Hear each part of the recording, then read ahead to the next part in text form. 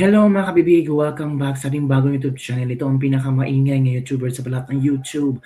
Ako si Kabibig maglebag-lebag na with evidence. Ako po, nanganganib ang buhay ni Congressman Leandro Leviste.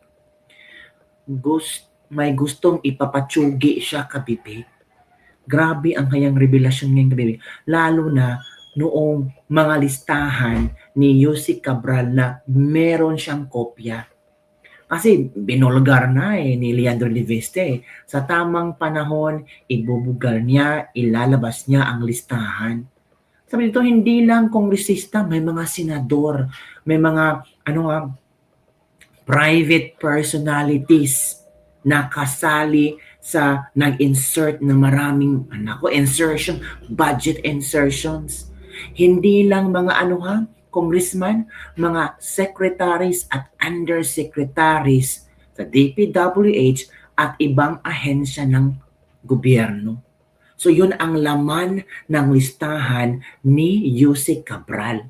Ngayon, kabibig, sa pinasabog ni Congressman Leandro Leviste, marami ang gustong ipapatsugi siya.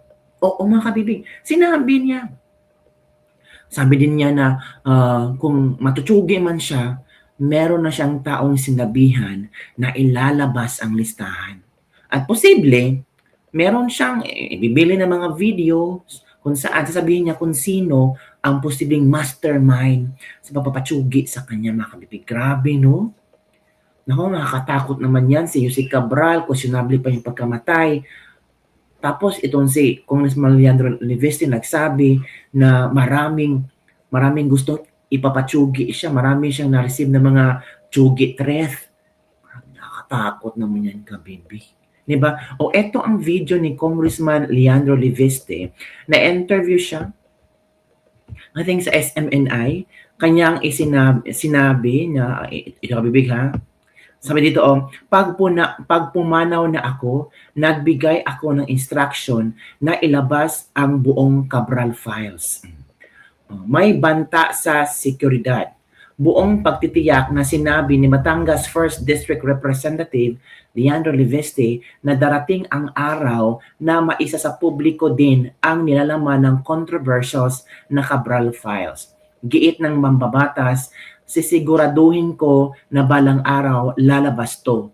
Isa sa mga dahilan kaya hindi ito inilabas ngayon ay dahil nakakatakot para sa seguridad ng mga maglalabas nito. Anya, sakaling may mangyari sa kanya ay naghabilin na siyang ilabas ang mahalagang dokumento na naglalaman ng listahan ng mga nakinabang sa mga maanomalyang proyekto ng gobyerno. Hala, grabe, no? Talagang merong listahan si Yusek Cabral. Tinawag itong Cabral Files. Ito yung sagot sa lahat ng maraming katanungan. Bakit si Sara Diskaya lang ang kinasuhan, pinakulong? Bakit yung iba na binulgar ng mga Diskaya ay libre ngayong nagbabakasyon, nag-enjoy the party? Dapat lahat. Malapit na ang Pasko.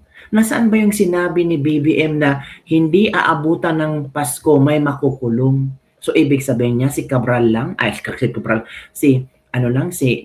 mga Diskaya lang ang makukulong, pero yung mga malalaking isda ay hindi nakukulong. Nag-party-party pa, nag-Christmas party pa, nagbakasyon sa ibang bansa, yung mga malalaking isda na dapat sana kasama silang makulong ng Diskaya na yan. Diba, kabibig? Tapos ito, si Congressman Leandro Leviste ipapatsugi ng dahil sa Cabral Files na kanyang ibubulgar later on. Nakakatakot naman yung kabibig. So ito, ang panayam ni Congressman Leviste hinggil sa issue na ito. Kabibig, araw lalabas ito kasi sisiguraduhin ko na balang araw lalabas ito kasi kaya po isa sa mga dahilan na hindi ito inilabas ngayon ay nakakatakot para sa seguridad ng mga maglalabas na ilabas ito. Pero kung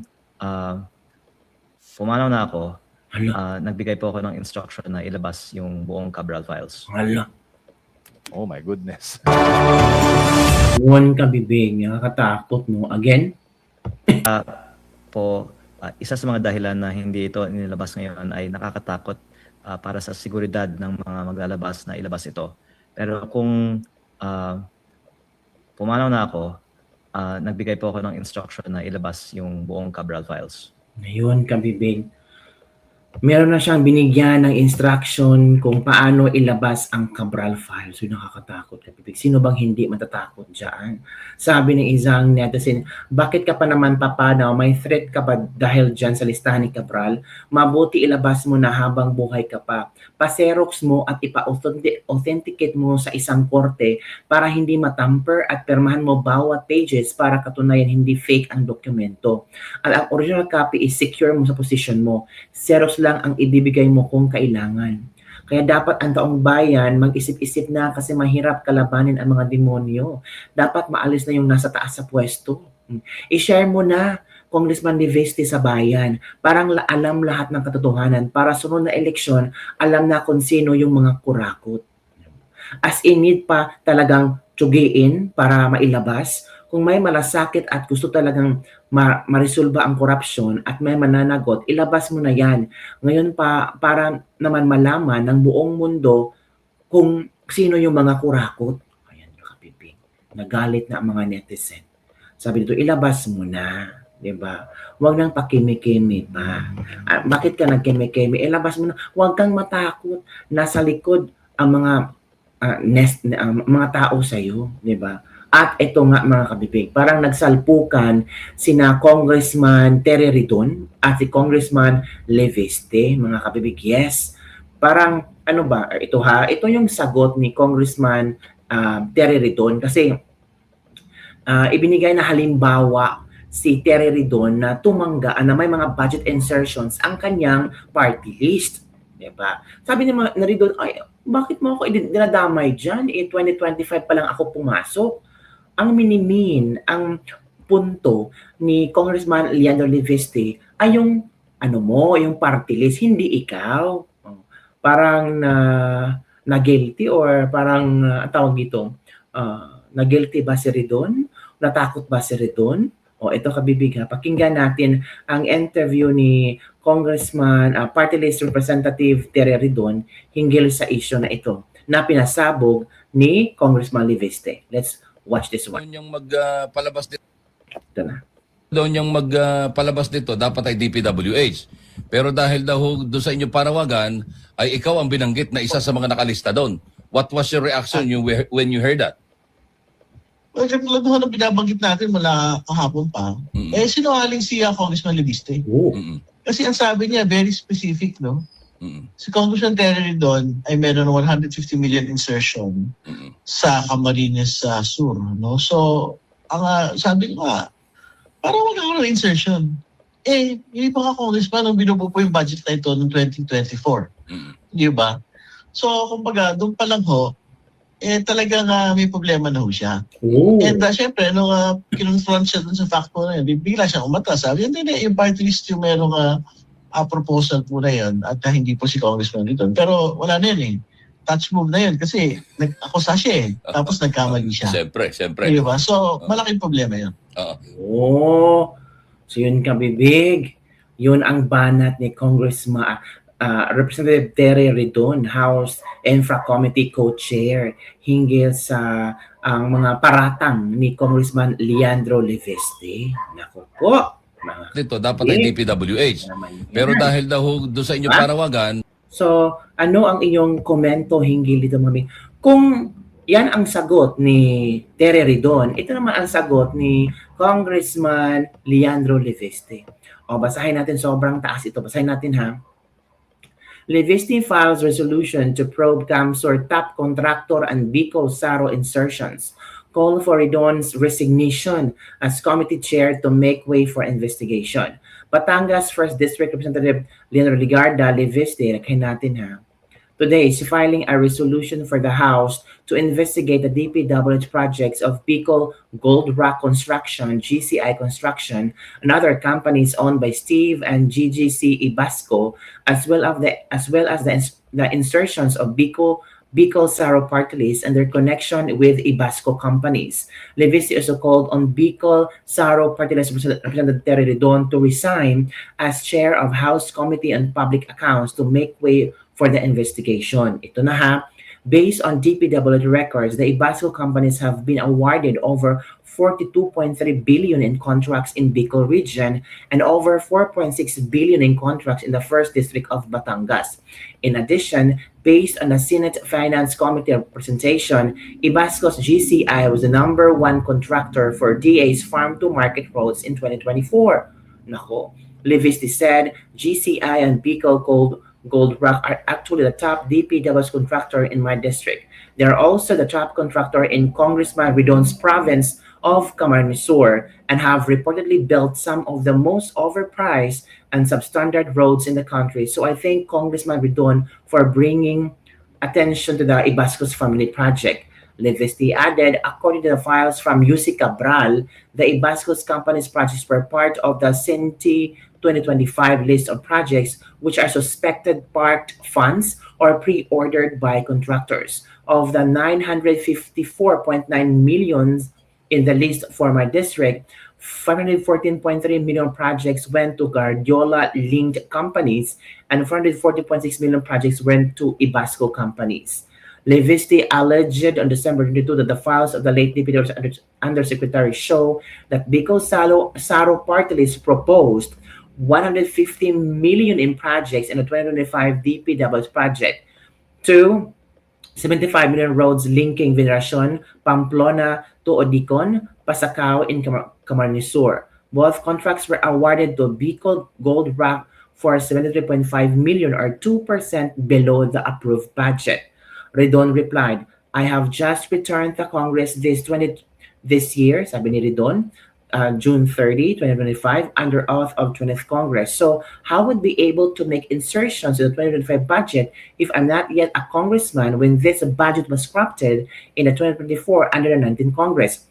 Ito ang sagot ni Levisti. I said the insertions are Bicol Saro party list, which was part of the 19th Congress, and that Redon should check with his party list that they are the proponent of 150 million road projects in Camp Sur. Media should not allow Redon to evade the allegation by saying it's his party list and not his, and he was also already a member of Bicol Saro at that time. We cannot get to the bottom of this if he convenes a public accounts hearing. Tama ka, BP. Levisti added, Congressman Redon shouldn't hide Bicol Saro party list insertions, whether for 2025 or 2026. If his party list truly has no relationship with the Ibasco family who owns Bicol Gold Rock and won the projects they proposed, to conduct an impartial investigation on the Ibasco companies and the insertions in 2025 DPWH budget, I call for my colleagues to remove Congressman Redon as the chair of the House Committee on Public Accounts. Hala, yan Redon, nanawagan na si Congressman Leandro na tanggalin ka. Tanggalin ka as chair of the House Committee on Public Accounts. So dapat, kasi unfair naman. Pag-uusapan natin ang Gold Rock Company and yung insertions sa 150 million ng Bicol Saro parties tapos ikaw si chair. Diba? Napaka-unfair naman dyan. Mamamasko po, majikas dyan sa below. Diba? So yun, kabibig. Napakatalino po ni Congressman Leandro Levisti, no? Alam niya ang bawat galaw niya, ang mga salita niya, ang mga sasabihin niya, ang mga dokumentong hawak niya. Alam niya kung paano ilabas ito, mga kabibig. Pero nakakalungkot lang kasi sabi niya, nanganganib ang buhay niya. May banta sa buhay ni Congressman Leandro Levisti. Sa sinabi niya, kung paano man siya, merong taong maglalabas sa mga listahan ng mga sangkot sa maanumalyang flood control projects. Di ba kabibig? Kami nakaka-nervyos itong buhay nila, no? Pero in fairness, Congressman Leandro Levisti, walang takot. Sobrang tapang. Oo. Mana kay Lauren Legarda. The boomerang is boomerang with interest. excellent move, Congressman Liveste. I support Congressman Liveste because he was the only brave soul, aside from Congressman Kiko Barsaga, who deals with corruption in Congress kahit pa pag-initan ng mga kasama, pero the corrupt should never feel okay amidst the anger of the people. Waiting for the return of fire, lalong lalaki ang pisngi ni Koke sa takot. Buti nga, I'm sure, lalong lumaki butas ng ilong mo dito ridon. Sabi ni Badeth Cabico. Ingatan nawa ang Panginoong Hesus si Congressman Liveste. So far, no, mas minahal ng publiko ng mamayang Pilipino si Congressman Liveste at Congressman Kiko Barzaga. Mas maraming naka-appreciate sa kanilang tapang, sa kanilang pagtatanggol sa pera ng taong bayan, sa kanilang pagbubulgar ng mga korupsyon sa bahay ng mga kongreso. Tapos sila pa ang may banta sa buhay, si Congressman Kiko Barzaga, suspended. Baka later on, makinggan natin or ma-shock na lang tayo nito si Liveste ay matsuki na. Diba? O di kaya pinakancel or may kaso sa ethics complaint. Ano naman ang mga laro nila diba? So yun lang kabibig ang ating latest libak-libak for today. Ano ang inyong opinion hinggil dito? Nakakatakot pala ang buhay politika. Mga politiko. Grabe yung Cabral Files. Grabe ang issue doon. Oo. Sabi nga ni Congressman Leonardo Liveste, hindi lang politiko, may mga private individuals pa na kasama sa insertions. Imagine, tapos yung mga secretaries at undersecretaries, hindi lang sa DPWH, kundi pati sa ibang ahensya na walang kaalam-alam sa budget ng bayan, tapos pinayagang mag-insert ng mga kung ano-anong insertions, ano-anong mga kurakot, magnanakaw talaga. Grabe ka, Pipi. Kaya, yun ang pray natin ang Pilipinas. Tapos, ewan ko yan. Ano bang gawin ni Marcos nito? Ewan ko. Yun lang kabibig. Don't forget to like, subscribe, and share this video. Bye everyone. See you next time.